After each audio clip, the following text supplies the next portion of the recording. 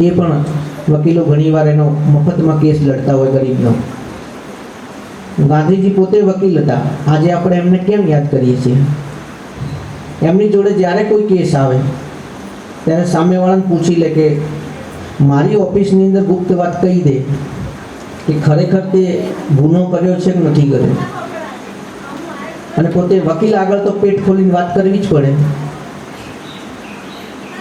પોતાના ડૉક્ટર આગળ, પોતાના વકીલ આગળ અને પોતાના ગુરુ આગળ, પોતાના માર્ગદર્શન આગળ, ધર્મની આગળ જ્યાં જઈએ ત્યાં આપણા મનમાં શું ઈચ્છા છે, શું છુપાયેલું છે એ દરેક ખુલ્લી કિતાબની જેમ મૂકી દઈએ તો સામેવાળાને એની ઈલાજ કરવાની ખબર પડે. અને જ્યારે પોતે અસીલ ગાંધીજીને એમ કહેતા કે બાપુ આ ગુનો તો અમે કર્યો જ છે,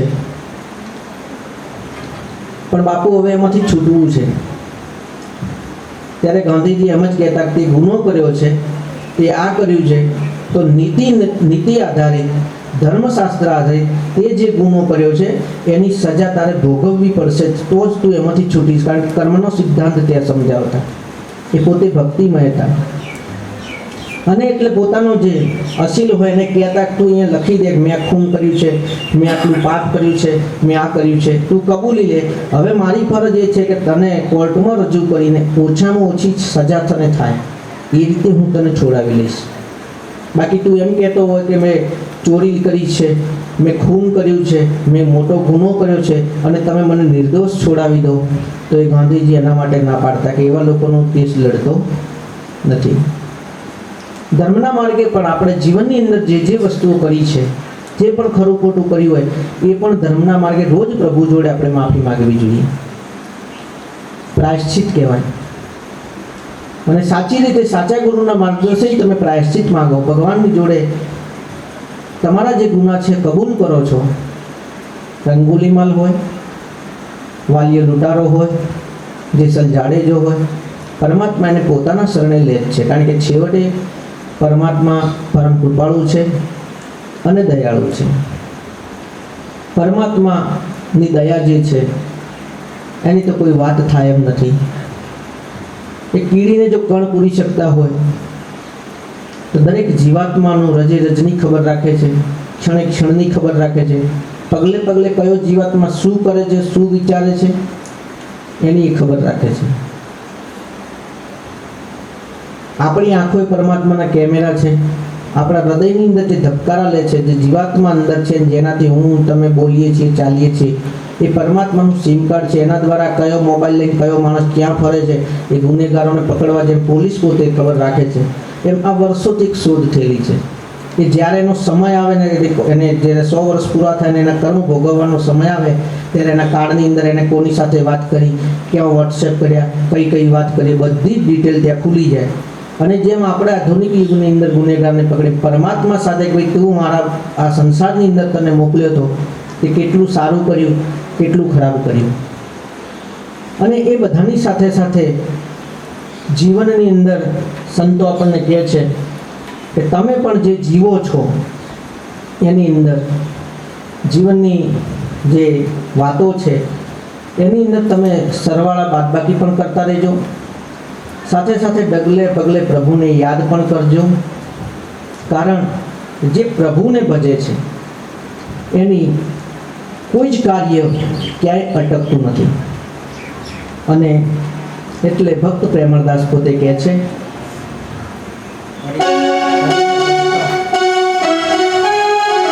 હરિને ભજતા હજુ કોઈની લાજ જતા નથી જાણી રે.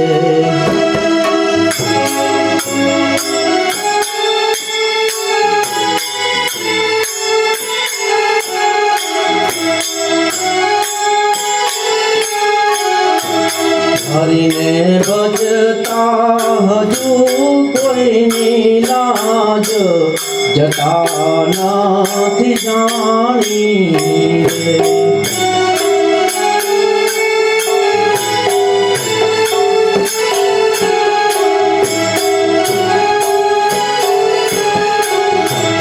જેની સુરતા સાંભળ્યા નિશાત વધે વેદવાણી રે.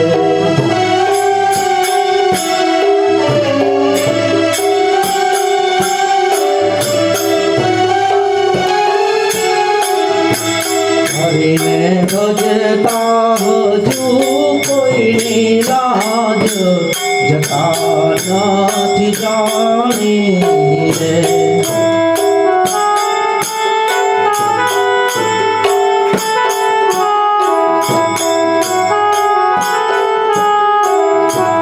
વાલે ઉગાડ્યો પ્રહલાદ હિરણાકંસ માર્યો રે.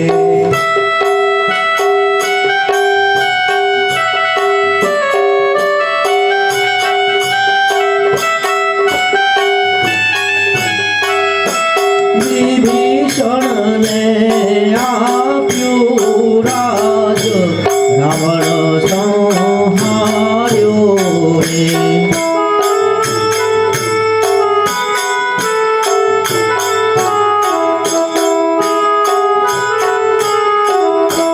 હરિને ભજતા હજુ કોઈની લાજ જતા નથી જાણી રે.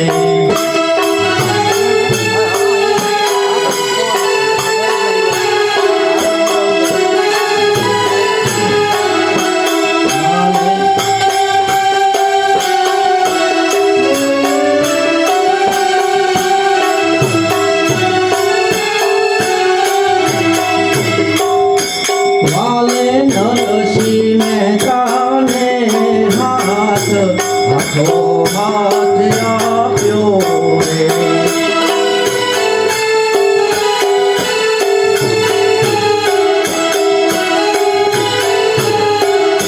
જોને આપ્યું અવિચળ રાજ પોતાનો કરી સ્થાપ્યો રે.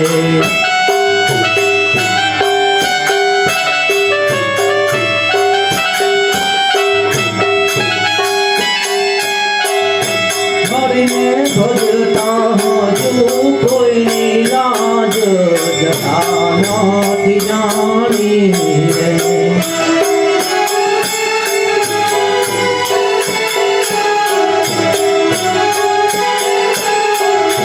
વાલે મીરા કે બાઈ માધે હળાહળ પીધા રે.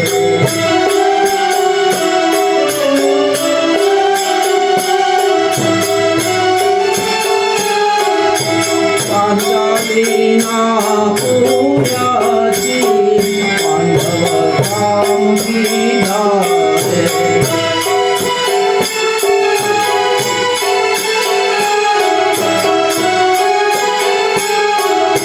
હરિને ભજતા હજુ કોઈની લાજ જતા નથી જાણી રે.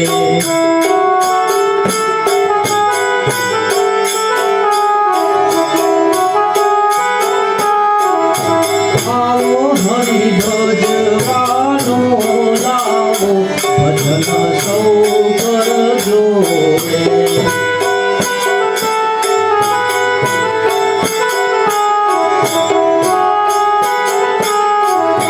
કર જોડી કહે કેમ દાસ અપના દુઃખ હરશે.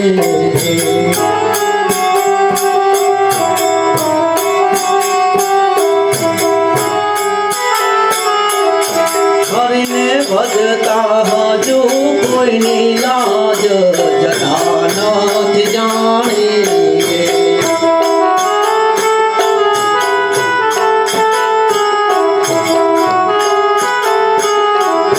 જેની સુરતા સાંભળ્યા નિશાત વધે વેદવાણી રે.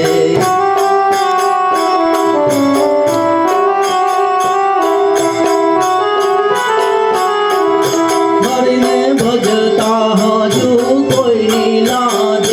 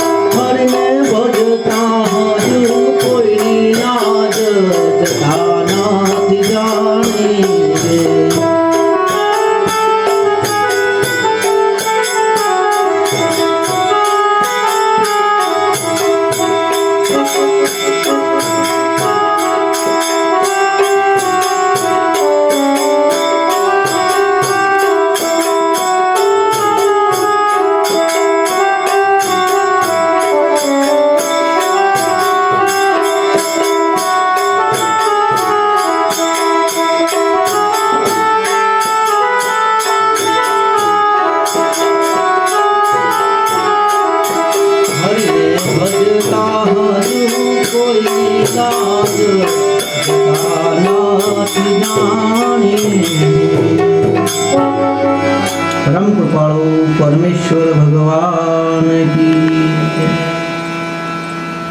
જીવનમાં ડગલે ને પગલે આપણને આશ્વાસન મળી રહે, ગમે એવું દુઃખ હોય તો એની અંદર અડગ રહેવાનું, આપણા પરમાત્માની ભક્તિ ન છોડવાની। એના માટે પ્રેમળદાસ જેવા જે અનુભવી ભક્તો અને સંતોએ વારંવાર આપણને ભજન દ્વારા પણ પ્રેરણાઓ આપી છે। અંબાજી ચાલતા જતા હોઈએ, ડાકોર જતા હોઈએ કે રણુજા જતા હોઈએ, રસ્તાની અંદર કોઈને પૂછીએ, કોઈ સામે આવતો હોય ગાડી લઈને કે ઊભો હોય ને આપણને, ભાઈ અમે તો જઈને આવ્યા, ભાઈ કેટલું આગળ છે અંબાજી? એટલે દાંતા આવ્યા હોય તો પેલો એમ કે બસ હવે તો થોડું જ છે, હવે આગળ જ છે, તમે તો સારા ચાલો, અમે તો તમારા કરતાં બહુ થાકી ગયા હતા, તમે તો જો હજી તો મજબૂત છો। એક ભક્ત બીજા ભક્તને પ્રેરણા આપે એવી વાત કરે। અને એટલા માટે સંસારની અંદર જ્યારે કોઈ દુઃખી આત્મા મળે, કોઈ દુઃખી મળે, અરે રે બેન શું વાત કરું, તમારે તો અમારા ભાઈ ખૂબ સારા છે, પણ મને તો એને બબલુના બાપા જે છે એમનો સ્વભાવ ખૂબ તકલીફ છે। તો જે અનુભવી હોય એ પછી ધીમે રહીને કહે તમે તો હવે અમે હે ને જે પાર પાડ્યું ને તમે તો ના પાર પાડી શકો। પણ ભગવાનની કૃપાથી અને ભક્તિથી ધીમે ધીમે એમની માના સ્વભાવથી એટલા બગડી ગયા હતા, પાછી વહુ આવ્યો ને પાછી સાઉને દોષ દે, શું કે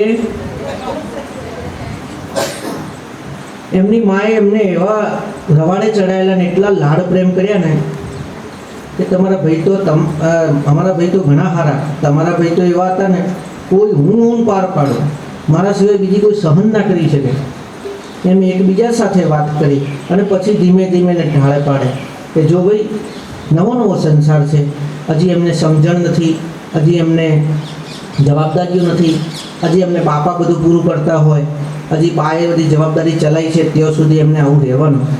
જેમ અમને ધીમે ધીમે મારા પતિ જેમ સુધરી ગયા એમ એમને પણ ધીમે ધીમે ઠેકાણું થશે, એમને સમજણ આવશે, એટલે તું પણ ચિંતા ના કરીશ, તારે તો હજી બહુ સારા છે પતિ, એ તો આટલું જ કરે છે, મારે તો એના કરતાંય ખૂબ ધમાલ કરતા ને ખૂબ ખરાબ હતા।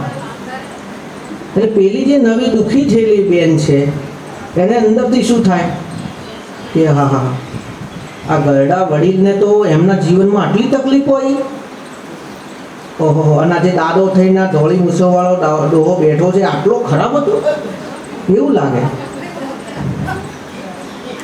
એટલે પેલી બેનને એમ થાય કે એના કરતો તો મારે જે છે ને બરોબર છે, કમસે કમ એટલું તો કહે છે કે હું બેહવાનું કોઈ બેહી તો જાય છે, એટલો તો પાવર હોય પાછો। અને એ રીતે એકબીજાના જીવનની અંદર, એકબીજાના સુખ દુઃખની અંદર જે આગળ વધેલા છે એ પાછળવાળાને કોઈ દુઃખ આવે તો એને આશ્વાસન આપે, અને એ રીતે બધાનો સંસાર ચાલે। ભક્તોની અંદર પણ જે આગળ ગયા છે એ પાછલાવાળાઓ માટે કહેતા જાય કે ભાઈ આવું આવું છે। ગંગા સતી જેમ જેમ આગળ જતા રહ્યા, પાનબાઈ માટે ભજનોમાં શિખામણ આપતા ગયા, એ શિખામણ આજે પણ મને તમને સારી ઉપયોગી થાય। નરસિંહ મહેતાને જે જે થયું એને પણ ભજનમાં પ્રભાતિયાની અંદર બધું જ લખતા ગયા, એ પણ પાછળ આજે તમને મને બધાને પ્રેરણા આપે છે। આગળ જે વિદ્યાર્થી પાસ થયો છે એને કોઈ સગવડ નથી ને અગવડતામાં જે ભણ્યો છે એ પાછળથી કહેતો જાય, પછી જે અનુભવી માણસો છે એ પછી એ સગવડો પણ ઊભી કરતા જાય। રામાયણની અંદર કાળની અંદર જોઈએ તો જ્યારે રામ વનમાં જાય છે, પોતાની માતૃભૂમિ અયોધ્યાની માટી ખાલી લઈને જાય છે, અને જ્યાં જાય છે ત્યાં જન્મભૂમિને પૂજા કરે છે, અને જન્મભૂમિનું અહેસાન, જન્મભૂમિનું ઋણ એ દરેક જીવાત્મા ઉપર હોય છે। જે ગામમાં આપણે રહેતા હોઈએ, જ્યાં આપણો જન્મ થયો છે, જ્યાં આપણી પવિત્રતા હોય, જેની સાથે, કારણ કે માત્ર એક માધ્યમ છે માનવ ગર્ભ, પંચમહાભૂત એક ક્ષેત્રનું જે પંચમહાભૂત છે એ મારા તમારા શરીરના બંધારણમાં ઉપયોગી છે, અને પંચમહાભૂત જે છે, અગ્નિ, આકાશ, પવન, જળ, આ બધી જ પાંચે પાંચ જે વસ્તુઓ આપણા શરીરમાં જે છે એનાથી આપણું બંધારણ બને છે. એ તત્વનું પણ એક ઋણ છે, અને એટલે જન્મભૂમિનું પણ ઋણ રાખવું જોઈએ. કદાચ એટલે જ પરમાત્મા અહીંયા જન્મ લે છે, અને પરમાત્મા જે જન્મભૂમિ છે એને સુરક્ષિત રાખવા માટે સમયે સમયે રાક્ષસોનો નાશ કરવા સારી સારી શક્તિઓ મોકલે છે. એની સાથે પોતાની જમીનથી, પોતાની માટીથી, જ્યાં લોહીના સંસ્કાર જ્યાંથી મળે છે એની સાથે જોડાયેલા રહેવું, એ પણ એક સારા માણસના લક્ષણ છે. ગમે એટલી તકલીફમાં તમે હો, તમારી જન્મભૂમિ, તમારું વતન, તમારી માતૃભૂમિ હંમેશા તમને ખોળે લેશે. પોતાના ગામને ગાળો બોલતા, પોતાના ગામની વ્યવસ્થાને ગાળો બોલતા, અને સુરત, અમદાવાદ, બોમ્બેની અંદર પોતે નાના મોટા ધંધો કરીને સારી ગાડીમાં, સૂટ બૂટમાં ફરતા લોકો જ્યારે કોરોના કાળ આવ્યો અને ગામ છોડીને, શહેર છોડીને આવવું પડ્યું, ત્યારે એમના બાપ દાદાનું જે ગામ હતું, જ્યાં માત્ર ઝૂંપડી હતી રહેવાની, એ ઘરને શણગાર્યું ના હોય, ઘરને કોઈ ખ્યાલ ના રાખ્યો હોય, ગામમાં કોણ છે, આડોશ પાડોશમાં ગામને કયું સુખ દુઃખ છે ખબર નથી, એવા લોકો જ્યારે કોરોના કાળની અંદર પોતાની માતૃભૂમિમાં જાય છે, ત્યારે પોતાની માતૃભૂમિની અંદર, ભાઈ આ તો 4 વર્ષ પહેલાં, 4 પેઢી પહેલાં આપણા ગામમાંથી જતા રહ્યા, તો શેઠ હતા, સુરતના હતા, મુંબઈમાં છે, અથવા વ્યક્તિ ત્યાં નોકરી કરે છે, ત્યાં ધંધામાં સેટલ થયો છે, અને કોરોના છે, આવ્યો છે, ભાઈ છે, હવે એને બિચારો એમ ઘર પડતું મૂકીને તાળું મારવા પાછળ જોયા વગર આવ્યો છે, ફટાફટ કોરોના છે, એટલે મૃત્યુનો ભય કેવો છે, માણસ કશું જ લીધા વગર ભાગ્યા છે. અને જ્યારે પોતાના ગામમાં આવ્યો છે, તો ગામની અંદર પોતાની વતનની માતૃભૂમિનો જે પ્રેમ પ્રગટ થાય છે. ગમે તે જ્ઞાતિના, ગમે તે જાતિના લોકો આવ્યા છે, લોકોએ પોતાના ઘરમાં જે હતું એ ભામાશાની જેમ પોતાના ભંડારો ખોલ્યા છે, અને એવા લોકો માટે અન્ન ક્ષેત્ર ચલાવ્યા છે, કપડાં જોઈએ અને કપડાં આપ્યા છે, સહેજ પણ ખોસી તાવ આવે તો લોકોએ મફતમાં ઉકાળા વેચ્યા છે. આ માનવતા છે, આ પ્રભુતા છે, આ સંસ્કાર છે માટીના.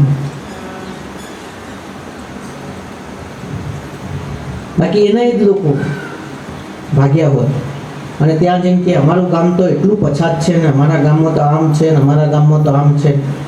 પણ એ લોકો જ્યારે ખાલી હાથે જ પોતાના ગામમાં આવી તકલીફમાં આવે છે, ત્યારે નાત જાતની રીતે ઊંચ નીચના ભેદભાવ કરીને જે લોકો ઉચ્ચ સમાજને કે ઉચ્ચ સમાજ, નીચ સમાજને જે પણ પોતપોતાની ભાષામાં બોલતા હતા, એ બધાને ત્યારે અનુભવ થઈ ગયો કે મારું ગામ, મારો સમાજ અને મારી જે વ્યવસ્થા છે એ કેટલી ઉચ્ચ કોટીની છે. અને કોઈ વ્યક્તિ પોતાના ઘરે ભૂખ્યાથી મરી ગયો હોય, કે ઘરે કંઈ કોરોના થયો હોય મરી ગયો હોય, એવો કોઈ દાખલો બિલકુલ ઓછા છે. પોતાના ગભરાટથી અથવા જે વ્યવસ્થામાં પોતે પૈસાના પાવરથી દોડ્યો છે, ત્યાં જે અવ્યવસ્થા ઊભી થઈ છે, એનાથી તકલીફો થાય. અને અચાનક બધું થાય એટલે આ તો કુદરતી હતું. ખાસ કરીને સામૂહિક કુરિવાજો, સામૂહિક વિચારધારા જ્યારે પલટો થાય છે, ત્યારે ઉપરથી પણ કુદરત પણ સામૂહિક દંડ આપે છે. અને જ્યારે કોઈ પણ માણસની અંદર કંઈ પણ વિચાર આવે કે અહીંયા બેઠેલા કે આ જગ્યાએ આ ગામના લોકો કંઈક રીતે બધા જ પેલું થાય ને વિકૃત આનંદ જેની અંદર હોય, એને રાક્ષસ કહેવાય. બીજાને પીડા આપીને પોતે જે સુખ માણતો હોય, બીજાનું ખરાબ કરીને પોતાનું સારું કરી અને હું જ સારો, મારું જ ભગવાન ભલું કરે, મારા સિવાય આજુબાજુ કોઈનું સારું ન થવું જોઈએ, આવી જે વિચારધારા છે અને ધર્મશાસ્ત્રની તે વિકૃત વિચારધારા કઈ છે. અને વિકૃત વિચારધારા એટલે રાક્ષસી વૃત્તિ. અને એટલા માટે આવી વિકૃતિ વિચારધારા, વિકૃતતા ભરેલી વિચારધારા આપણા અંદર ના આવે એનું ધ્યાન રાખવાનું. પરમાત્માએ તમને મને શરીર ઉપર એવી નિશાનીઓ આપી છે કે તમને મને રોજ ખ્યાલ આવે કે આપણી અંદર આવો રાક્ષસ ઉત્પન્ન ના થાય, આ વિચારધારા ના આવે. ખરી નિશાનીઓ કોઈને શિંગડા ઉગ્યા છે, દોત મોટા થઈ ગયા, એવું ખરું ના. આપણા નખ રોજ ઉગે છે, સમયસર આપણે નખને કાપવા પડે. બાલ ઉગે છે, નખ અને બાલ પરમાત્માએ કુદરતી સંરચના, આધ્યાત્મિક રીતે જોવા જાય બે વસ્તુ એવી છે કે તું સમયસર નખ નહીં કાપે તો આમ રાક્ષસને હોય ને એવા નખ થઈ જાય. બાલ મોટા થઈ જાય, એમ રાક્ષસ કરતો આવે એમ. હવે ટીવીના જમાનામાં આપણે એનું વર્ણન કરવું જ નથી, આપણે એને વિચારીએ એના કરતી ભયંકર રાક્ષસો બતાવવામાં આવે ટીવી.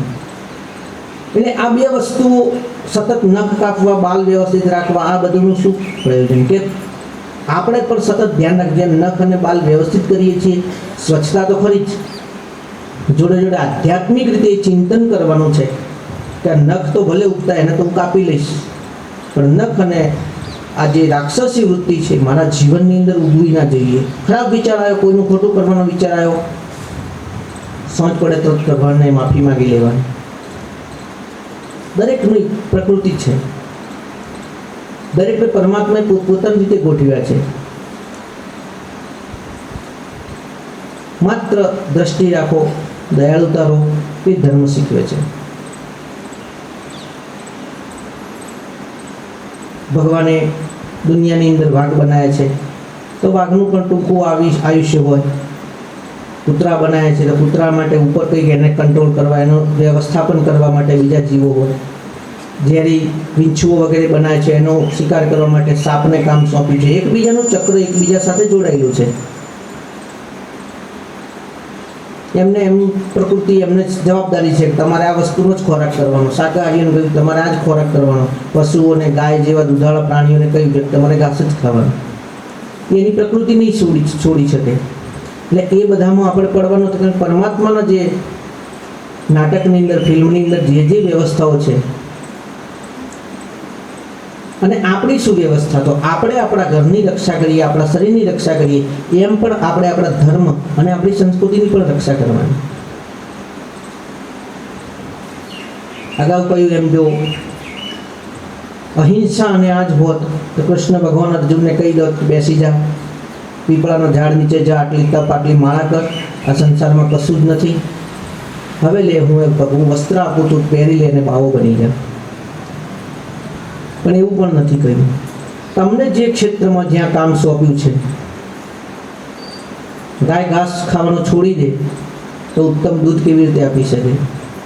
વાઘ શિકાર કરવાનું છોડી દે તો જંગલનું જે સંચાલન છે એ કેવી રીતે થાય? એમ તમે જે ક્ષેત્રમાં જો છો, બ્રાહ્મણ, ક્ષત્રિય, વૈશ્ય અને શૂદ્ર, જે પ્રકૃતિ પ્રમાણે જે વ્યવસ્થાઓ છે, એ પ્રકૃતિ અને લક્ષણ આધારિત હતી. જેમ જેમ હું ને તમે બધા ભોળા પડ્યા, આપણે આપણા ધર્મની સમજણ ચૂકી ગયા, એમ સ્વાર્થી લોકો એની ઉપર સર્ટિફિકેટની અંદર થપ્પા મારી પરમેનન્ટ બનાવી દીધી. રોહિદાસ ચમારને કોઈ તકલીફ નથી પડી સંસારમાં. ભગવાન બુદ્ધને પણ કોઈ તકલીફ નથી પડી. જેને ધર્મ અને ભક્તિના માર્ગે આગળ જવું છે એમને કોઈ તકલીફ નથી પડી. અને ધર્મ અને ભક્તિનો માર્ગ, સમજનો માર્ગ એવો છે કે આગળ કહ્યું એમ એના કોઈ બોર્ડ મારવાની જરૂર નથી. મીરાબાઈ બ્રાહ્મણ થઈ ગયા, વાલિયો લૂંટારો બ્રાહ્મણ થઈ ગયો.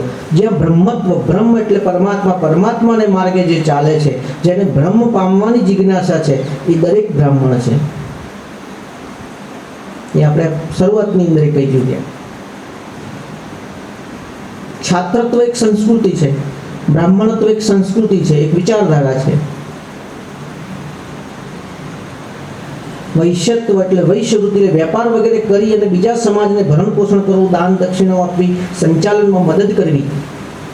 આખું ઘર ચાલતું એમ 4 જણા બેઠા બેઠા ખાતા હોય તો ઘરનો એક તો વડીલ હોય કે જે મજૂરી કરી અને ઘરની સાંજે બધાને રોટલાની વ્યવસ્થા કરે, એ વખત તો જોઈએ ને. અને આ વ્યવસ્થાઓ જે છે એ સમાજની વ્યવસ્થાઓ છે. આપણે ખાઈએ છીએ મોઢાથી, શું ખાઈએ છીએ, કેવું ખાઈએ છીએ, એ પવિત્ર છે, એની અંદર કોઈ કીડા મકોડા નથી, એની અંદર પથરા નથી. એ આ આંખથી જોવાનું છે, એને ચેક કરવાનું છે, જીભ સુધી મૂકવાનું છે, એની અંદર ટેસ્ટ લેવાનો છે કે તીખું છે, શરીરને અનુકૂળ છે, એકદમ કડવું ઝેર જેવું છે, બધું જ અહીંયા ચેક થાય. પછી જાય છે કેમ? પેટમાં. પેટમાં એનું પાચન થાય છે. પછી પેટમાંથી જે એના પોષક તત્વો છે, લોહી છે, જેને હાડકું બનાવવાના, હાડકાને તાકાતની જરૂર હોય, લોહી, માંસ, મજ્જા, તો છેક મગજથી લઈને પગની પાની સુધી બધે જે લોહી બધું ફરે છે. ચેક કેવી રીતે કરવાનું? બ્રાહ્મણત્વથી. જમા કયો થાય છે? વૈશ્ય પાસે. પેટ ઉપર કોઈ છરી મારે તો સામેવાળાને રક્ષણ કરવા કોણ જાય છે?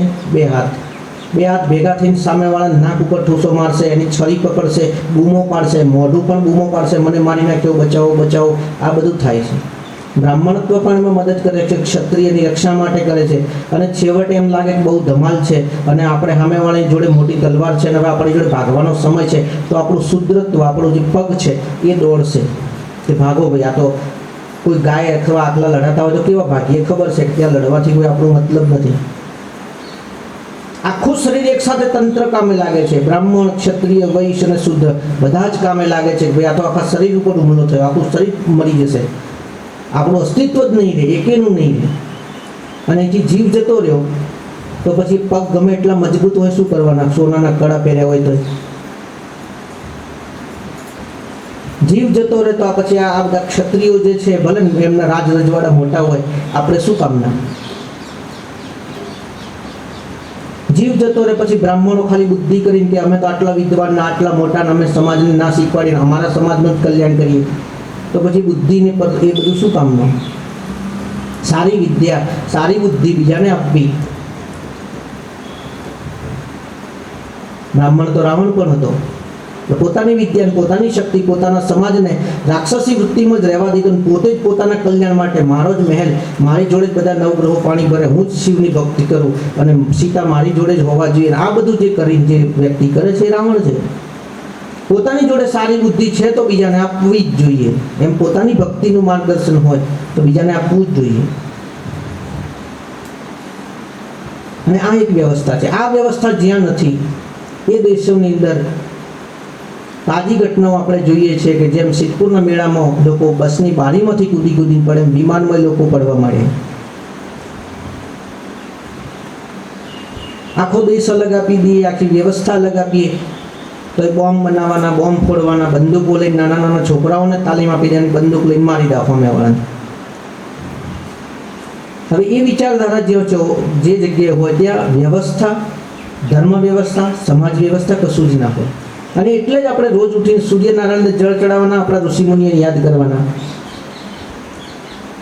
કે અમારા વડીલો, અમારા વડવાઓ, અમારા માતા પિતાઓ, અમારા પૂર્વજો, તમે ધન્ય છો કે અમને આ શિક્ષણ આપ્યું છે. અવસર પ્રસંગે 500 માણસો ભેગા થાય, 50 ભેગા થાય, એક રસોડે જમનારા 60 લોકોનો પરિવાર પેપરમાં ઘણીવાર વાંચીએ એટલે આપણને એમ થાય કેવી રીતે જમતા હશે, કેવી રીતે રહેતા હશે.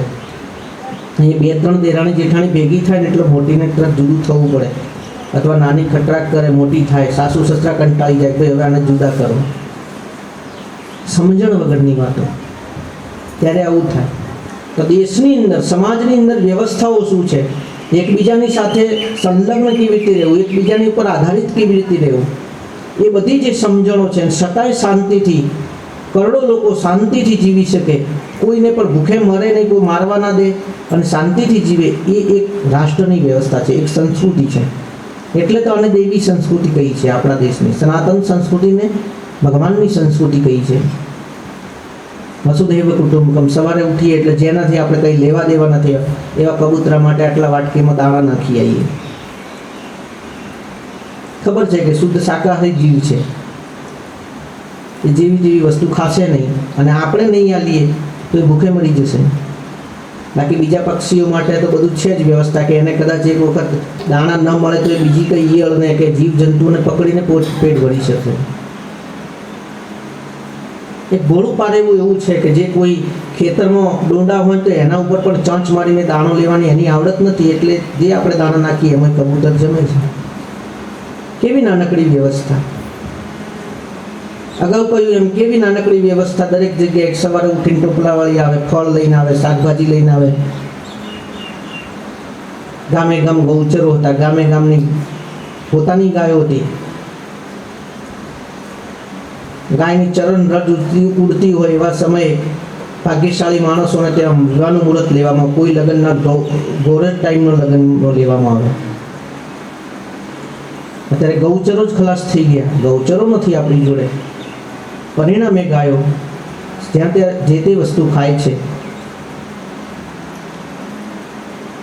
ગાય જે પાળે છે એની પણ એટલી જવાબદારી છે, સાથે સાથે જેને ગાયના હકનું ખાઈ લીધું છે એની પણ એટલી જવાબદારી છે. જેની જોડે વધારે જમીન હોય, લોકો પહેલા શું કરતા, ભાઈ ગાયોને તકલીફ છે, ગાયો વધી ગઈ છે, તો ચલો મારા આટલા ખેતરના 1-2 વીઘા છે, ચલો ગૌચરમાં આપીએ છીએ, જ્યારે એની વ્યવસ્થા થશે, જ્યારે સારો વરસાદ પડશે ત્યારે પછી વાવશું, ત્યાં સુધી ગાયો માટે કે જમીનો આપતા. અને એ વિચારધારા એ ભગવાનની વિચારધારા છે. એ માર્ગે આપણે આગળ જવાનું અને સત્સંગના માર્ગે જેમ જેમ આગળ જઈએ એમ આપણને ધીમે ધીમે રોજ નવી વાત ભગવાન કહે છે કે તમને સાંભળવા મળે. કારણ કે સંસ્કૃતિ છે, દિને દિને નવમ નવમ નમામિ નંદ સંભવમ. ભગવાનનું સ્વરૂપ, ભગવાનના ગુણગાન, ભગવાનની વાતો, ધર્મની, સંસ્કૃતિની વાતો જેટલી કરીએ એટલી ઓછી છે. કારણ કે નવું નવું કંઈક નીકળે એમાં. શિવ ને પાર્વતી આજે પણ નિરંતર કહેવાય છે કે રામાયણ, ભાગવત અને સત્સંગનો પાઠ કરે છે.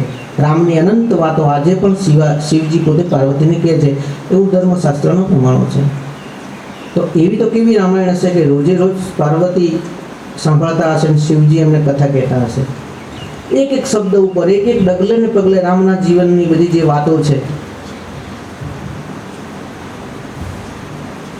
શિવના જે ભક્તો છે શિવની વાતો કરે.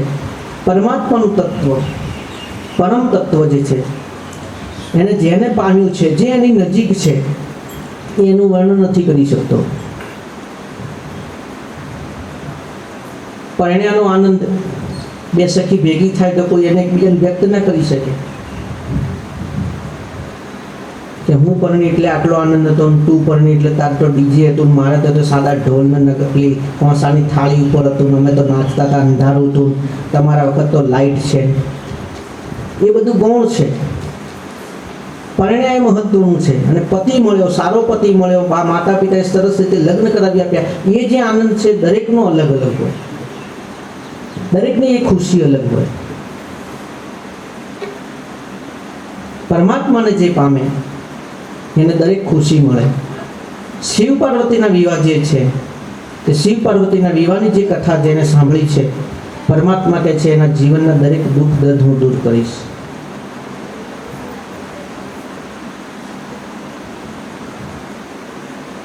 નાની બાળા હતી, નાદાન હતી. ઘરની અંદર મોટી બહેનના લગ્ન થઈ ગયા, અવારનવાર આવે. મોટી બહેનનો પતિ પણ ઘણીવાર ઘરે મૂકવા આવે, એ પણ રોકાય. પછી નાની બાળા પૂછે, દાદા આ કોણ છે? કે બેનના ઘરવાળા છે. પછી બેન આવે એટલે બેન વાતો કરે, મમ્મી મારી નણદ છે ને એ આવી છે, એ અહીંયા છે. પછી બીજા દિવસે મારું નણદોય છે ને તો આટલું કમાય છે ને આ રીતે છે, મારા મામા સસરા આવા છે, મારા કાકા સસરા છે ને આવા છે, મારા કાકી સાસુ તો છે ને અમારા ઘરમાં બહુ રૂપાળે, એ તો બધાને તકલીફ હોય તો બધા કાકી સાસુ જોડે જાય ને એટલે અમારા પ્રશ્નો સોલ્વ થઈ જાય. દાદા સસરા સુધી વડ સસરા સુધી જવાની જરૂર ના પડે. આવી મીઠી મીઠી મીઠી વાતો કરે ઘર સંસારની.